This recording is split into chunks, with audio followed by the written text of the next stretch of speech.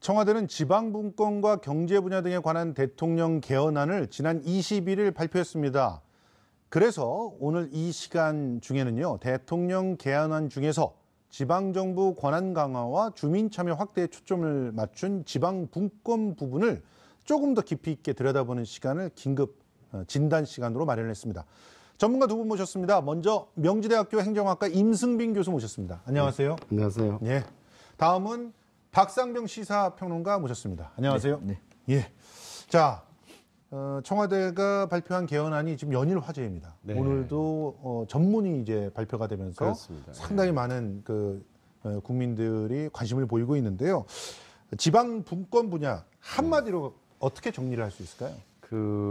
사실 이제 그동안에 많이 논의됐던 여러 사계 전문가들이 요청했던 부분, 네. 그리고 뭐 여야를 막론하고 많은 지방자치단체들이 요구했던 부분들이 뭐 거의 100% 수용이 됐다라고 해도 과언이 아닐 정도로 거의 100%. 거의 예. 뭐 상당히 진일보했다 예. 이렇게 봅니다. 물론 이제 약간 이제 미진한 부분도 있겠습니다만, 그러나 현 단계 수준에서는 거의 뭐 어떻게 본다면 예상 이외로 예. 큰 부분이 나왔거든요. 예. 특히 뭐 헌법 전문 다음에 제 1조에 들어왔다는 것은 굉장히 커다란 의미가 있다. 1조 3항. 1조 그러니까 3항에 들어왔죠. 대한민국의 주권은 국민의 국민으로부터 나온다. 그렇죠. 바로 밑에 그렇죠. 대한민국은 지방분권 국가다. 예. 이렇게 얘기를 했단 말이죠. 이거는 뭐 청와대의 강력한 의지로 해석할 수 있겠죠. 그렇죠. 그러니까 대통령이 당선되기 이전에 후보자 시절부터 강조했던 바이고, 예. 또한 당시 이제 후보자로서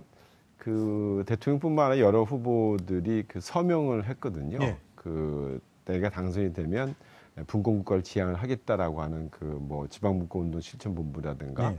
여러 시도지사 협의회라든가 시군구 협의회라든가 서명을 하셨는데, 이 정도까지 사실은 뭐 이행을 하실 줄은 저도 놀랐고 많은 분들이 많이 놀랐을 거예요. 왜냐하면 제 1조까지 넣지는 않아도 되지 않냐는 설도 있었거든요. 예. 예. 아니 사실은 근데 사인을 하셨는데 사인한 대로 실천을 하신 건데 워낙 여태까지 놀랐다는 게 공약이 안 지켜진 게 많아서. 예. 뭐 심지어 예. 공약은 지키면 망한다 이런 분도 계시니까. 예. 그래서 예. 상당히 그런데요. 예. 이렇게 사인까지 한 내용을 왜 야권에서는 뭐 마치 무슨 지금 공산당 개헌이다는 식으로 특히 지방분권 조항을 얘기하면서 왜 주장을 하고 있는 걸까요? 그거는 뭐 지극히 편협된 사고방식이죠. 예. 이 분권이 대한민국도 무슨 연방제 국가로 홍준표 대표 말하시는 거죠, 지금? 그렇죠. 네. 홍 대표도 그러시고 뭐 지금 세칭 우익이라고 하시는 분들이 갑자기 그러니까 이게 뭐냐면 예. 지방분권이 그러니까 1조 헌법 1조 3항에 예. 대한민국은 지방분권 시대를 지향한다 하니까 이거 우리 대한민국도 연방제 국가로 간 건 아니야? 연방제 어디 많이 들어봤는데 혹시 남북 간의 연방제로 가는 건 아니냐? 이렇게 지금 얘기를 하고 있는 건데 이거는 오버하고 있는 것이고요. 아마 야당에서는 전체적으로 자유한국당은 이 지방분권과 관련해서 내용 다 알고 있었던 것이고 그렇죠. 이것이 이제 구체화되다 보니까 사실 깜짝 놀랐어요. 왜 놀랐냐면 내용보다도 혹시 이거 반대하면은 이번 지방선거에서 우리 망할 것 같은데? 그래서 지방선거 개헌이다. 네, 그렇게 이런 식으로 얘기를 하고 있는 그러다 보니 거죠. 깜짝 놀라고 있는 것이고, 뭐 그렇지만 다른 야당들은 나 환영합니다. 왜냐하면 오랫동안 학계라든지 시민사회라든지 또 자유한국당의 지방에 있는 의원들도 요구를 해왔던 것이거든요. 아니 그런데요, 결이 네. 조금 달라요. 지금 보니까 민주평화당하고 정의당 같은 경우는 이렇게 좋은 개헌 빨리 하자, 그렇죠. 얘기하자 이렇게 얘기하고 있고 민주평화당 같은 경우도 지방 분권 부분에 대해서 원칙적으로 상당히 찬성하고 진일보됐다고 평가를 하는데 바른미래당하고 자유한국당에서는 계속 자유한국당은 거의 반대한다는 식의 언급을 하고 있고 바른미래당은 좀 이상하다, 좀 지켜보자라는 그런 식의 언급인데요. 왜 이런 차이가 있는 걸까요? 지방분권과 관련해서는 바른미래당도 환영하는 것이죠. 이게 요구해왔습니다. 예. 지방분권 이렇게 가야 된다고. 예. 바른미래당도 과거에 예. 국민의당 때 얘기를 했던 것이고요. 그렇죠. 했던 것이고 이제 자유한국당은 상당히 강하게 반대하는데 이유가 이제 두 가지인 겁니다. 하나는 앞서 말씀드린 것처럼 이번 지방선거에 영향을 미치지 않겠느냐. 더 나아가서 2년 뒤에 총선에도 영향을 미치겠는데? 예. 라고 하는 그게 하나하고 또 하나는 여기서 만약에 찬성해버리면은 반대했던 동력이 떨어지잖아요. 예. 그러니까 깜짝 놀라면서 우리는 반대. 그러니까 홍준표 대표가 이거 뭐 연방제 좀 수상해 이렇게 나가고 있는 건데 자유한국당은 이뿐만 아니라 상당 부분 이번에 문재인 대통령의 개헌안에 대해서는 반대하는 입장을 갖고 있습니다. 예. 그러니까 내용도 내용입니다만은 형식과 절차 문제에서 예. 그것도 나머지 야당도 형식과 절차에서는 반대하고 있어요. 예, 예. 그러나 이제 미래당이라든지 민주평화당이라든지 정의당 같은 경우에는 다수가 내용에 대해서만큼은 대체적으로 공감하는 그런 상황이 있습니다. 네. 자, 좀 더 깊이 있게 들어가 보도록 하겠습니다. 자, 지방자치단체를 지방정부로 명칭을 변경하고 또 조직 구성과 운영도 자율적으로 하겠다. 네. 그러면 이제 각 지역마다 특성에 맞는 그렇죠. 어떤 그 정부를 구성할 수 있고 네. 이쪽 지역에는 자기네 지역에 중점되는 정책에 맞는 부서를 새로 만들 수도 있고 그렇습니다. 우리한테 필요 없다고 생각하면은 그 안 부서는 할 수도 안 둬도 있고. 되고 네, 네. 심지어 공무원들의 구성도 비율도 다르게 할 수 있고 인원도 다르게 할 수 있는 그렇죠. 이런 자유권이 생기는 거예요. 그렇죠. 이게 어느 정도의 획기적인 그 변화입니까? 예를 들어서 말이죠. 예. 지금 그 2018년도 현재 예, 우리 보육 아동이 50만 정도 됩니다. 전국에. 그렇죠. 예. 근데 50만 명인 그 전국적 평균을 가지고 여성가족부에 보육 아동 담당하는 담당관은 그 틀을 짤 수밖에 없어요. 그렇죠. 그런데 한 명도 없는 군도 단 한 명도 지금 탄생 안 한 면도 있고 예, 심지어는 서울이나 경기처럼 집중되어 있는 것도 있고 그렇죠. 그런데 그 표준에 맞춰서 하다 보니까 어디는 모자리고 어디는 남고 예, 하는 게 사실은 보육 아동뿐만 아니라 모든 행정이 지금 거의 다 그래왔죠. 예, 그렇게 되기 때문에 자연적으로 모자린 데는 더 많은 지출이 요구가 되고 예. 또 과잉된 데는 예산 낭비가 되는 게 지금 현실입니다. 그렇죠. 예. 근데 이러한 현실이 지금 상당히 오랫동안 지속이 되어 왔는데 예. 여태까지 이게 개선이 안 됐다는 게 지난 20여 년 동안 우리가 지방자치 해왔지만 예. 그 수없이 많은 요구를 해왔는데 중앙정부 이런 권한들을 안 놨죠. 예. 근데 이제 헌법에서 이게 명시가 되는 순간 중앙정부에서 그러한 그 말 그대로 그 자치단체와 생활과 밀접한 정책은 이제 하지 말아야 되죠. 그렇네요. 전체적인 예. 계획만 세워주면 그 다음서부터는 자치단체 스스로 알아서 뭐 이제는 뭐 지방 정부의 이름으로 바뀐다고 하니까 지방 정부 스스로가 자신들의 구역 내에서 서비스의 규모와 예. 그다음에 수준을 정할 수가 있죠. 그러니까 예. 지원은 하되 간섭은 안 하는. 그렇죠. 그러니까 이게 어떻게 보면은 네. 뭐 우리가 예술 정책 얘기할 때 이런 얘기를 많이 했었는데 네. 실제로 지방자치에서도 이 원칙이 그대로 적용이 되어야 그렇죠. 그래야 지방 정부가 자기 예. 나름대로 뭐 능동성 문화예술은 있게. 더 심하죠. 그렇죠. 예, 그 인구 구성에 따라서 예. 서비스 달라져야 되는데 다 똑같은 표준화 사이즈를 할 수밖에 없거든요. 중앙 정부는. 근데 이런 부분들이 지방 정부의 그 결국은 정책 이니셔티브를 가졌을 경우에는 예. 그 충분하게 그 사이즈에 맞도록 예. 또는 수요에 맞도록 적응이 가능하다. 뭐 그러기 위해서는 역시 조직과 재정이 필요하겠죠. 그러면 지방 공무원들의 역할도 기존보다 더 강화되고 확대되고 그러겠죠. 그럼요. 지금까지 예. 우리가 이제 지방 시대를 얘기를 했습니다만은 선언적인 의미가 예. 있었거든요. 이제는 본격적인 지방 시대로 들어간 겁니다. 예. 그럼 본격적으로 뛴다는 얘기는 공무원들이 본격적으로 뛰어야 되는 거예요. 그렇죠. 그러니까 자치 행정만 하더라도 행정에 대해서만큼은 이 우리 지역의 행정은 어떻게 짜야 되지? 그 공무원들이 책임져야 돼요, 이제는. 예. 그죠? 중앙에 무슨 모델이 있는 것이 아닙니다. 예. 또 입법만 하더라도 지방의회 의원들하고 만나가지고 법을 만들고 조례를 만들고 또 규칙을 만드는 것도 공무원들 앞장서야 될 것이고 예. 또 재정과 관련해서도 예. 우리 이쪽 지역에 보니까는 무슨 그 큰 강이 있는데 이 강을 갖다가 주민들이 이용할 수 있게끔 무슨 조례를 하나 만들어서 이거를 지방세 자치주의라고 얘기를 합니다만은 지방세와 관련해서도 이걸 우리 한번 만들어 볼까? 예. 안 될까? 그거 누가 해야 되죠? 공무원들이 해야 되는 거예요. 예. 그러니까 공무원들이 기존에 비해서는 그 지역을 책임지고 예. 말 그대로 정치 예. 또는 행정을 할 수 있는 책임과 권한을 동시에 부여하는 예. 거죠. 아니 그러니까 그런 권한이 제대로 행사되기 위해서는 입법권이 있어야 된다는 주장을 많이 했잖아요. 네, 근데 네. 그것도 사실 이번에 굉장히 많은 확대가 그- 됐죠. 이 굉장한 그렇죠. 겁니다. 이거는 지금은 이제 조례 정도만 돼서 법령의 안에서 법령의 범위 안에서 그 거쳐도 안 됩니다. 그 안에서 하다 보니까 굉장한 한계가 있었던 거예요. 웬만큼 오면은 이거는 안 된다 안 됐는데 지금은 기존에 있는 법령에 위배만 되지 않으면 만들 수 있어요. 예. 그러니까 위배되지 않는 것이 굉장히 많습니다. 그렇죠. 그러니까 자치 입법권 같은 경우에는 기존하고는 비교할 수 없을 정도로 지방의 의원들의 역할은 커지는 거죠. 그렇죠. 네. 그런데 지방의 의원들 함부로 뽑으면 안 되겠죠. 물론이죠. 정말 이번에는 네. 제대로 뽑아야 된다는 생각이 듭니다. 그런데 과거에 그 누리과정 사태 네. 있잖아요. 예. 이게 재정권의 그 문제 때문에, 부담 문제 때문에. 부담 문제 때문에 네. 이게 굉장히 갈등이 있었는데 그렇죠. 재정권도 상당히 넘어왔어요. 그렇죠. 그러면 어떤 결과들이 나올까요? 근데 이제 이런 것 같아요. 그 우리가 이제 흔히들 네. 그 재정 권한을 넘겨줬을 때 중앙 정부의 논리는 이거 빈익분 부익부 현상이 더 가속화될 것이다. 네, 항상 그랬죠. 네. 그 주장이었어요. 그 다음에 두 번째로서는 헌법에서 그 말하는 가치인 국민 그 기본권 내지 국민의 그 내셔널 미니멈 달성하는 데 있어서 네. 달성 못하는 데가 발생할 것이다. 네. 그런 얘기들 쭉 해왔거든요. 근데 그게 이제 상당히 문제가 심각한 게 왜 그러한 시가 문제 심각하냐면 이 재정 권한에 대해서 지방에게 권한을 내려줬을 때 지방이 뭐 마음대로 엉뚱하게 재정을 쓴다는 것은 과거의 시각이지 네. 지금으로서는 의회도 있고 네. 또 요즘에 이제 엉뚱하게 쓰는 데도 있긴 있습니다. 있죠. 의회도 근데 한쪽으로 다 정리가 그렇죠. 되면 그렇게 엉뚱하게 쓰잖아요. 근데 이제 네. 요즘 이제 블록체인 기술을 많이 얘기하잖아요. 예. 뭐 암호화폐는 뭐 예. 일부분에 지나지 않고. 예. 근데 블록체인 기술이 그 확산이 된다는 의미는 딴 사람이 뭐 한다는 것을 다 확실하게 안다는 거거든요. 그렇죠. 예. 그게 그러니까 나한테도 장부로 딱 남은 그렇죠. 예. 그러니까 내가 저쪽을 그 간섭할 수는 없습니다만 저쪽에서 뭐 하는 걸 다 알 수 있게 되기 때문에 그렇게 뭐 엉뚱한 그 재정 투자를 한다는 거 없죠. 근데 예. 그러니까 누리과정처럼 국가가 니네가 그 팔을 대고 우리가 2를 대겠다. 거의 지금 그 국비 대 12 지방배 2대 8이거든요. 예.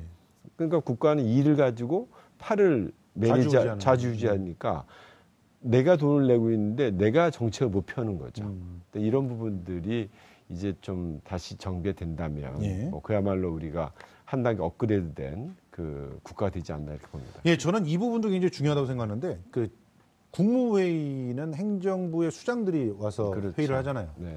그런데 아예 지방자치분권회의를 만들어서 제2국무회의로 만들겠다. 그렇죠. 이렇게 되면 이 안에서 네. 어떻게 보면 정부의 입법이라든가 뭐 기타 여러 가지 결정들을 조율할 수 있는 그런 어떤 공간이 만들어지는 거 아니겠습니까? 그렇죠. 이제 제2국무회의라고 볼 수가 있는데 지방정부거든요. 예. 지방정부라고 얘기하는 거는 중앙정부하고 대등한 개념입니다. 이제는. 예. 그러니까 지방정부에서 얘기를 해야 될 텐데 지방정부가 할 수 있는 일은 사실은 국회 입법에서는 좀 바깥에 있는 거란 말입니다. 예. 그러면은 지방정부가 법령 안에서 얘기하는 것까지는 뭐 뭘 논의를 하더라도 법령을 새로 만드는 데는 예. 지방정부가 개입할 수 없잖아요. 예, 그렇죠. 어떻게 할까요?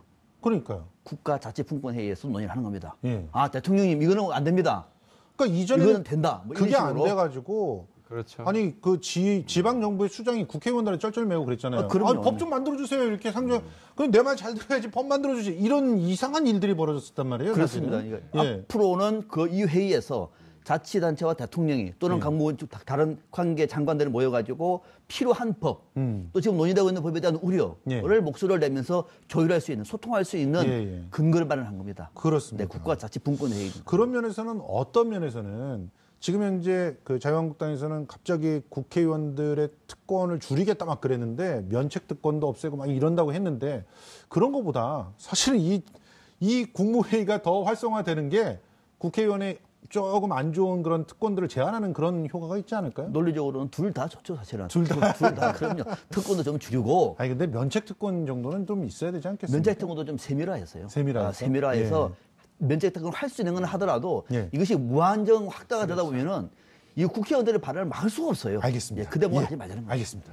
예, 교수님. 근데 예, 수도에 관한 사항 네. 이 부분을 바꾼 것에 대해서 이제 반대하시는 분들은 그럼 네. 막 수도를 마음대로 옮길 거냐? 뭐 이런 주장들을 하고 계시는데 이 조항을 법령으로 그- 바꾼 거에 대해서는 어떻게 평가하십니까? 저 이제 오늘 그 3조 2항에 예. 나왔지 않습니까? 예. 전부 3조 2항에 나왔는데 저는 굉장히 긍정적으로 봐요. 예. 왜냐하면 그 두 가지 측면이 있는데 그 누가 뭐라고 하더라도 지금 행정 수도적 역할을 하고 있는 게 세종시가 있거든요. 예. 근데 세종시의 독특한 권한을 하기 위해서 세종특별자치위원회도 만들고 특별위원회도 해서 하고 있는데 그런 측면이 하나가 있고 예. 또 다른 측면은 남북한의 관계가 지금처럼 좋아지고 있다면 예. 어느 순간인가는 그 양쪽이 합의하고 있는 그 같은 수도를 만들 수도 있거든요. 그리고 제2의 수도도 만들 수 만들 있고요. 수도 있고요. 예, 예. 그런 측면에서 본다면 얼마든지 저는 이게 헌법에 있는 경우에는 예. 이 굉장히 힘듭니다. 그렇죠. 예, 근데 단수법이라는 얘기까지 나오고 그렇죠. 있으니까. 그러니까 법률로 할 경우에는 예. 헌법에 위배가 되지 않는 한에서의 할 수가 있으니까 저는 굉장히 탄력적이다. 남북 화해 시대에서도. 그런데 왜 논란이 되는 걸까요? 이거는 이제 일각에서 이렇게 보는 겁니다. 아니 그러면은 행정수도 이전을 정권 때마다 예. 이 정부에서는 세종시로 하고 저 호남 정부 들었으면 광주에 하고 저 부산 정부 들은 부산에 하고 이게 말이 되느냐 아니 이런 식으로 이제 비판을 하고 있는 거거든요. 그거는 아니고 사실 비판을 위한 비판 같아요. 그건 과잉이고 예. 지난번에 우리가 행정수도를 세종시로 옮기려고 그러는데 이것이 경국대전까지 나오면서 관습에 위배된다 못했잖아요. 예. 그건 앞으로 할 수 있는 근거를 마련한 겁니다. 예. 위헌되지 않도록 예. 그렇게 나름대로 일종의 그 어떤 안전 장치를 마련한 거죠. 예. 그리고 이거는 뭐 사실 지방분권하고도 밀접한 관련이 있습니다만은 그 뭐 영역으로는 좀 다른 얘기인데 그 총리 이 총리를 사실 어떤 권한을 줄 것이냐 이 부분에 대해서도 여러 가지 얘기가 많았는데 기본적으로는 총리에 대한 권한을 굉장히 그 키워줬죠, 강화시켰죠. 뭐 그럼요. 예. 총리가 말 그대로 통화를 할 수 있도록 예. 지금 법에 있는 실질적으로 통화를 할 수 있는 그 장치를 마련했습니다. 예. 이제 이거는 이제 대통령의 그동안에 우리가 4년 뭐 연임이든 5년 단임이든 제왕적인 대통령제라고 예. 비판을 많이 하지 않았습니까? 그렇죠. 그 제왕을 빼기 위해서 예. 국무총리한테 권한을 많이 준 겁니다. 예. 그래서 지금 우리가 하고 있는 그러니까 정부가 하고 있는 이 대통령 개헌안도 사실상의 대통령 권한을 분화시켜서 제왕제는 아니다라고 하는 것을 얘기를 한 것인데 이 대목은 좀 논란이 있을 수 있어요. 앞으로 좀 보겠습니다만. 아니 지금 그 대통령 4년 연임제 자체가 네. 사실은 그 제왕적 대통령제를 유지하려고 하는 것이다 이런 비판 그리고 또 총리가 국회 추천을 받아갖고 하면은 견제할 수 있지 않겠느냐 이런 주장에 대해서는 어떻게 생각하세요? 저는 사실 개인적으로 생각을 해본다면 우리 지방자치 쪽에서 사실 이 문제는 다루지 않았었는데 예. 개인적으로 생각해본다면 총리를 국회에서 임명한다는 건 사실상은 그 변형된 내각제죠. 그렇죠. 예, 내각 그 아니 추천만 하는 거는. 추천하더라도 그 예. 추천 만약에 거부할 경우에 대통령 엄청난 정치적 부담이 되겠죠. 예. 그러니까 받을 수밖에 없는 구조가 된다면 결국은 이원 집정제 내지 예. 그 내각 책임제적 요소가 있으니까 예. 과연 그게 만약 그렇다면 전체 내각제로 가든가 예. 그렇지 않은 시스템에서는 오히려 더 복잡해진다고 저는 보고요. 예. 그리고 제왕적 대통령제도 사실 어폐가 있긴 해요. 왜냐하면 그 미국의 뭐 트럼프 대통령의 사례를 보더라도 자기의 뭐 사위의 이방카까지 예. 물론 이제 그게 그 최순실의 사태처럼 그 공직자를 임명하는 절차를 밟았으면 사실상 농단이라는 소리는 안 하죠. 그렇죠. 그런 것을 안 밟고 주요한 의사결정을 사적인 인적 관계로 했기 때문에 농단이라는 말이 되거든요. 그러니까 저는 분명히 공법 체계 안에서는 명확하게 될 필요가 있는데 대통령이 국회에서 유일하게 권한이 크다는 건 300대 1이거든요. 그거 외에는 사실상은 인사 권한에 대한 그 뭐 전행이란 표현보다는 저는 전유물에 가깝지 않나 이렇게 봐요. 그러니까 그 문제도 조금은 달리 해석합니다. 자, 그러면 지금 시간이 너무 없는데요. 마지막으로 짧게 논의해 볼 것이 과연 이번 지방선거 때 개헌할 수 있을까요? 지금 벌써 자유한국당이 저렇게 나오면 3분의 1 이상을 차지하고 있기 때문에 아니 자유한국당뿐이 아니고요. 다른 야당도 다 반대하고 있습니다. 그러니까요. 근데 실질적으로 그때 개헌, 그 국민투표를 하지 않으면 임기 내 개헌이라는 게 물 건너가지 않습니까? 쉽지는 않죠. 그래서 저는 이 대목에서 이제 문재인 대통령의 이 개헌안을 26일 날 국회에 발의를 하느냐 하지 않느냐가 굉장히 중요한 거거든요. 그러니까 발의 핵심은 세 가지입니다. 누가 개헌을 만드냐 주체의 문제, 시기의 문제, 그다음에 이제 지금 정부 형태의 문제 이 세 가지 문제와 관련해서 저는 청와대가 대통령 개헌안에 좀 양보를 해서 조금 늦더라도 정치권의 합의를 통해서 만들어낼 수 있는 방법으로 지혜를 모는 것이 지금 우리는 정답이라 봐요. 강행은 최악수를 둘 수가 있습니다.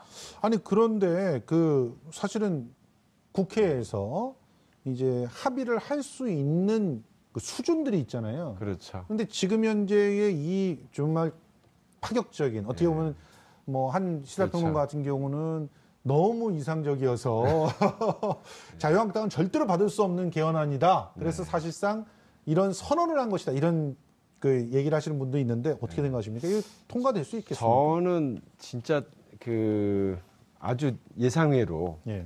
그 이상적인 안이 나왔다고 봅니다. 예. 그래서 이거를 그 국민의 한 사람으로서 이러한 헌법을 갖고 가야만이 앞으로 미래의 대한민국, 그렇습니다. 그다음에 남북의 문제, 예. 그런 모든 포괄적 시각이 들어온다고 봐요. 예. 근데 이제 이걸 그 선거라고 하는 정치적 해석을 제외시킨다면 예. 예. 당연히 자유한국당도 안 받을 이유가 없는데요. 예. 근데 이제 문제가 자신들이 그 정권을 잡을 때도 유리하거든요. 유리하고 자신들 주장했던 바거든요. 그렇죠. 그러니까 이제 그 말씀하신 대로 절차 문제, 예. 또 그런 어떤 합의의 과정 문제 제기된다면 예. 그거는 청와대 좀 양보해야 될 것 같아요. 알겠습니다. 네. 자, 지금까지 뭐 좀 짧은 시간이지만 지방 분권이라고 하는 화두를 중심으로 개헌안을 갖다 좀 짚어봤는데요. 이번 기회를 통해서 알게 된 것은 확실히 진일보한 헌법을 우리는 손안에 이제 쥐고 있다라고 하는 것이고, 이 부분에 대한 합의를 과연 우리 사회가 어떻게 해나갈지를 앞으로 지켜봐야 될 것 같습니다. 지금까지 명지대학교 행정학과 임순빈 교수, 그리고 박상병 시사평론가 모시고 지방 분권국과 관련 대통령 개헌안에 대해서 이야기 나눠봤습니다. 두 분 고맙습니다. 고맙습니다.